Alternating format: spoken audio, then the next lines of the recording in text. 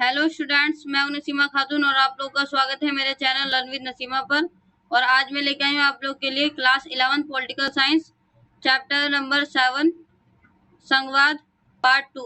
Part 1 में पहले upload कर चुकी हूँ। अगर आप लोगों ने नहीं देखा तो आप लोग मेरे चैनल पर जाकर देख सकते हैं। तो चलो हम अपनी वीडियो को स्टार्ट करते हैं। इसमें जो हमारा फर्स्ट टॉपिक है वो है भारतीय संवाद में तनाव। ठीक है, इससे पहले की वीडियो में हम लोग पढ़ चुके हैं कि संवाद का अर्थ क्या है, संवाद क्या है।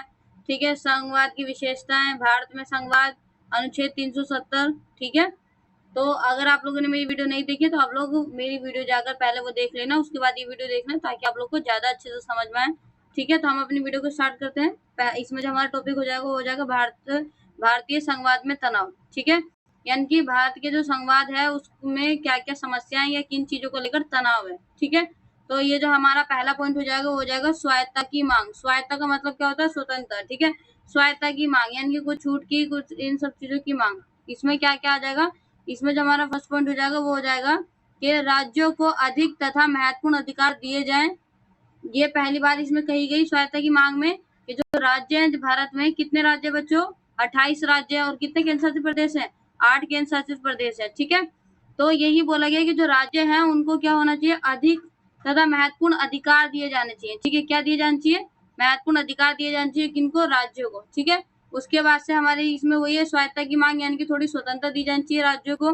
उसके बाद से वित्तीय स्वायत्ता की मांग। वित्तीय स्वायत्ता मतलब कि पैसों से रिलेटेड जो चीजें होती हैं उसमें उनको क्या होनी चाहिए? स्वायत्ता होनी चाहिए, यानी कि स्वतंत्रता होनी चाहिए। ठीक है, यानी कि जैसे राज्य है, राज्य को फंड के लिए, पैसों के लिए किस पर डिपेंड होना पड़ता है? केंद्र सरकार पर। ठीक है, तो उसमें वो कुछ स्वायत्ता चाहते, कुछ स्वतंत्रता चाहते। ठीक है, इसमें वित्तीय स्वायत्ता की मांग उन्होंने की है। उसके बाद से नेक्स्ट इसमें हमारा पॉइंट हो जाएगा कि सांस्कृतिक और भाषाई मुद्दे, जैसे कि तमिलनाडु में हिंदी विरोध में और पंजाब में पंजाबी भाषा व संस्कृति के प्रोत्साहन की मांग। ठीक है, जो तमिलनाडु में क्या है, हिंदी जो भाषा है उसके विरोध में बहुत सारे आंदोलन होते रहते हैं। उन लोगों को लगता है कि जो हिंदी भाषा है वो उन पर जबरदस्ती थोपी जा रही है। ठीक है, तो यही इसके विरोध में वो लोग आंदोलन करते हैं। उसके बाद से पंजाब है, पंजाब में वो लोग पंजाबी भाषा और संस्कृति को प्रोत्साहन करते हैं। पंजाबी जो लोग हैं वो कहते हैं कि पंजाबी भाषा सबसे बेहतर है, उसको वो प्रोत्साहन करते हैं। वो अपनी संस्कृति, पंजाबी संस्कृति को क्या करते हैं? प्रोत्साहन की मांग करते हैं कि हमारी जो भाषा उसको वैल्यू दीजिए और हमारी संस्कृति को वैल्यू दीजिए। ठीक है, समझ में आ गया स्वायत्ता की मांग? जैसे कि अधिक महत्वपूर्ण अधिकार मांगे इन लोगों ने। उसके बाद से स्वायत्ता मांगी है, वित्तीय स्वायत्ता मांगी है, और संस्कृति और भाषा में उन्होंने क्या मांगी? स्वायत्ता मांगी कि हमारी संस्कृति को भी प्रोत्साहन दीजिए, हमारी भाषा को भी प्रोत्साहन दीजिए, हिंदी को जबरदस्ती मत थोपिए किसी भी राज्य पर। ठीक है, समझ में आ गया पहला तनाव क्या है? उसके बाद से नेक्स्ट तनाव पे चलते हैं। नेक्स्ट इसमें हमारा राज्यपाल की भूमिका और राष्ट्रपति शासन। ठीक है, राज्यपाल की भूमिका को लेकर और राष्ट्रपति के शासन को लेकर क्या होता है? तनाव होता रहता है। ठीक है, तो अब हम इसके पॉइंट्स पढ़ लेते हैं। इसमें आ जाएगा हमारे राज्यपाल की भूमिका केंद्र और राज्यों के बीच हमेशा से ही व्यवहार का विषय रही है। ठीक है, मतलब कि जो राज्यपाल की जो भूमिका है वो केंद्र और राज्य सरकार के बीच में हमेशा विवाद का विषय रही है। मतलब कि इस राज्यपाल क्या होता है? इनके बीच में एक सेतु का काम करता है। सेतु का मतलब होता है पुल का काम करता है, यानी कि केंद्र सरकार और राज्य सरकार को आपस में जोड़ता है। मतलब जो राज्य सरकार की समस्या है उसको केंद्र सरकार को बताता है। ठीक है, तो इसको लेकर हमेशा से क्या रहा है? समस्या रही है, विवाद रहा है। उसके बाद से नेक्स्ट पॉइंट हमारा राज्यपाल की नियुक्ति केंद्र सरकार द्वारा की जाती है। राज्यपाल की नियुक्ति किसके द्वारा की जाती है? केंद्र सरकार के द्वारा की जाती है। समझ में आ गया? राज्यपाल को कौन नियुक्त करता है? केंद्र सरकार नियुक्त करता है। तो यहाँ से आप लोग का 1 मार्क्स का क्वेश्चन बन जाता है कि राज्यपाल की नियुक्ति कौन करता है? तो केंद्र सरकार द्वारा की जाती है। उसके बाद से जिस कारण राज्यपाल के निर्णय को अक्सर राज्य सरकार के कार्यों में केंद्र सरकार के हस्तक्षेप के रूप में देखा जाता है।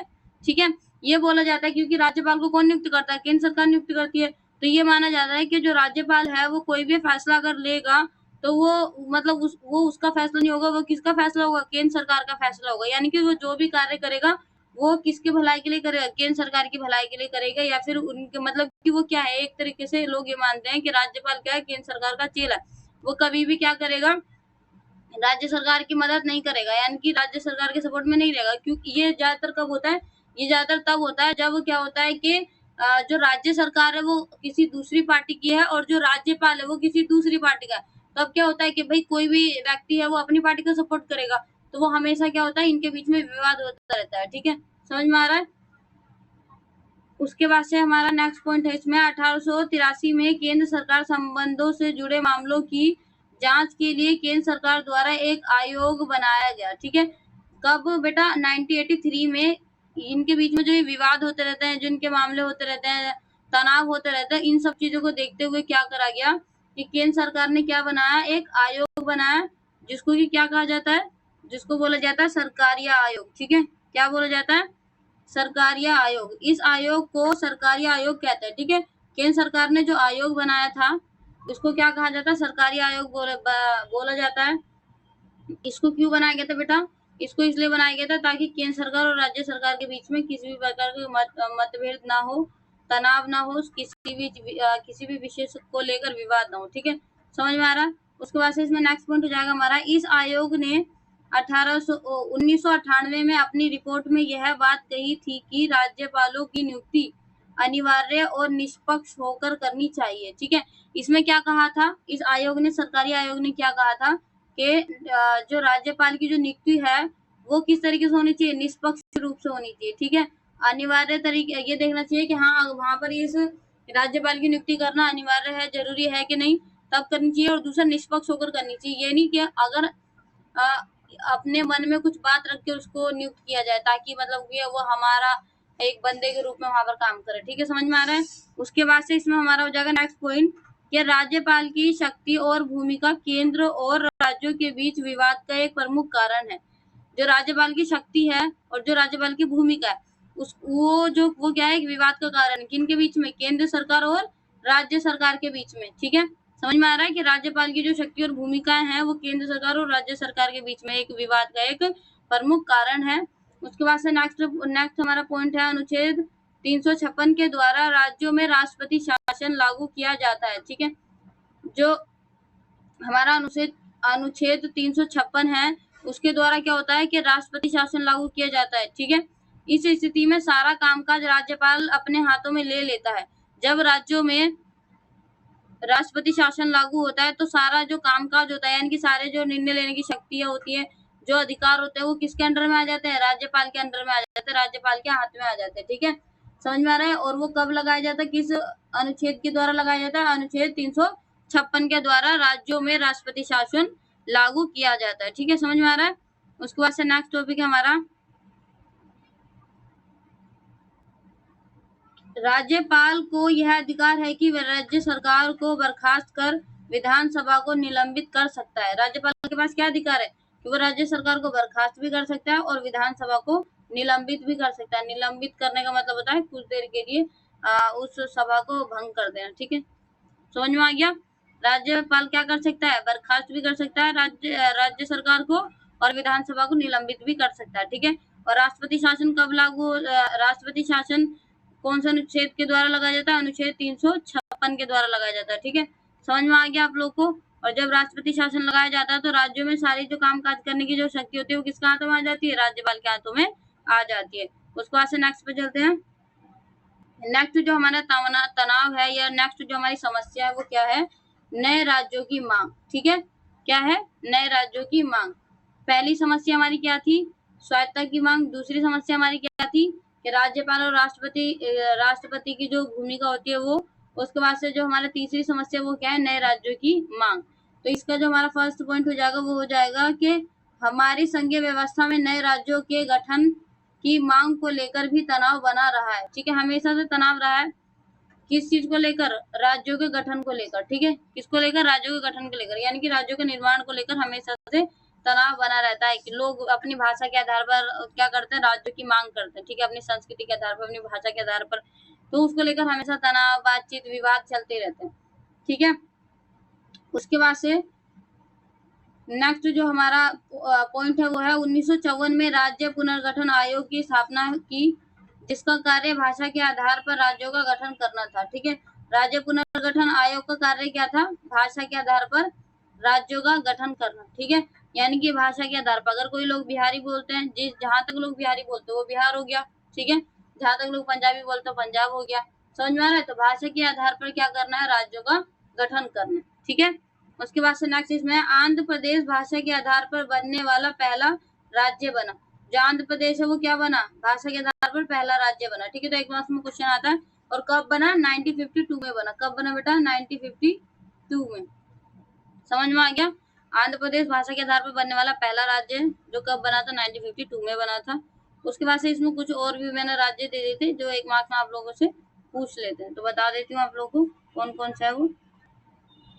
ठीक है, तो 1960 में बेटा गुजरात और महाराष्ट्र बने थे। किससे, बम्बई से। बम्बई जो था पहले वो पूरा गुजरात महाराष्ट्र में ही आता था। ठीक है, मतलब मुंबई के अंदर गुजरात महाराष्ट्र दोनों आते थे। लेकिन फिर 1960 में बम्बई को तोड़कर क्या बनाया गया, गुजरात और महाराष्ट्र बनाया गया।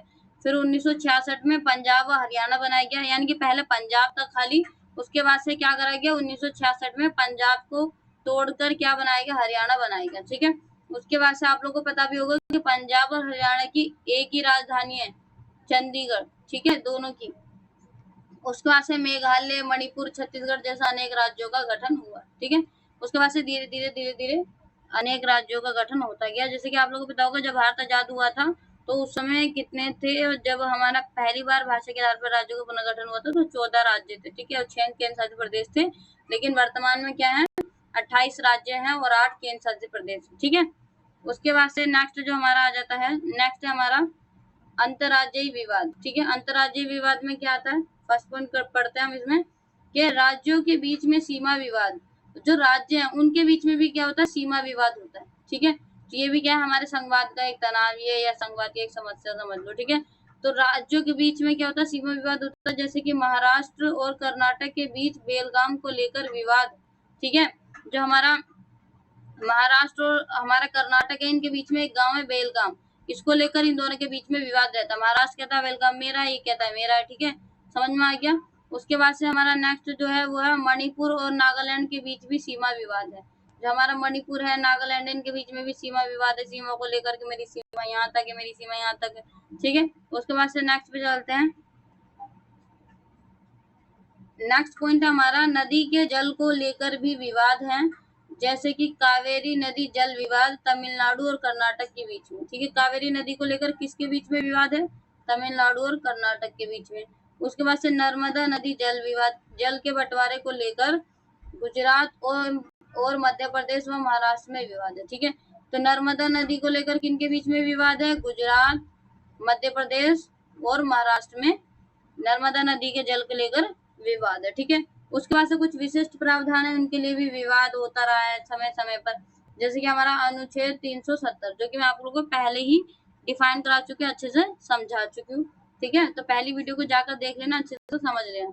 तो अनुच्छेद 370 किससे जुड़ा हुआ है, जम्मू कश्मीर से जुड़ा हुआ है। जम्मू कश्मीर को लेकर बहुत विवाद हुए। आप लोगों को पता है कि पाकिस्तान हमेशा दावा करता रहता है कि जम्मू कश्मीर उसका है उसका, लेकिन अब अनुच्छेद 370 को हमने हटा दिया। कब हटाया गया, 5 अगस्त 2019 को। ठीक है, कब हटा दिया गया अनुच्छेद 370 को, 5 अगस्त 2019 को। ठीक है, उसके बाद से अनुच्छेद 371, ये किससे जुड़ा हुआ है, असम, गोवा, सिक्किम जैसे राज्यों के लिए विशेष प्रावधान है इसके अंदर। ठीक है, जो हमारी ये सेवन सिस्टर तो नहीं कहेंगे हम इसमें। अनुच्छेद 370 में क्या है, असम, गोवा, ये जो छोटे छोटे जो राज्य हैं इनके लिए कुछ विशेष प्रावधान किए गए अनुच्छेद 371 में।